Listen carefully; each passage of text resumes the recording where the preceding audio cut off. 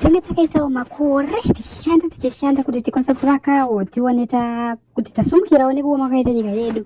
Asi tichinopedza aiwa pane vanenge vasingana kino pane vachirwadziwa. Okay, tobva tichi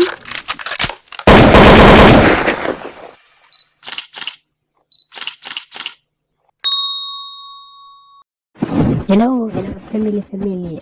Tadzoka zvekare nevidhio tinokwazisai mese nemufaro zvinokutambirai nekudzoka maita pachannel yenyu yamunoziva. Aiwa togara tichitaura kamazuva ese kuti ndiwo channel yenyu inopisa inofambira nyaya aiwa inopisa inopopota zvekudaro. Alright, asi ndasindava panapa nenyaya isiri kudakadza. Aiwa nyaya yandanayo panapa iri kurwadza. Isusu tichinovhota takanzi tikavhotera munanga wakakawina. Aiwa sezvinei pakavhotwa atichataura zvekuti pakawinwa ikati hapana kuwinwa, but chokwadi chese vanhu vari kuchiziva mhuri yeZimbabwe. Okay, nyaya ndanayo panapa ndeyavanhu vari kupwanyirwa dzimba. President Emmerson Mnangagwa maripromisa kuti chii imimi tiri kukuvhoterai. Okay, nditora picha riri panapa kuti tiverenge tese senyika guys. Vakatodza kuti ivo vakawina. Aiwa vakatipromisa mabune marara, asi iri zvinozvi hapana kana chinguva chakati kuti vapo pachigaro, asi chichaitwa. So far chinobatika hapana chinobatika.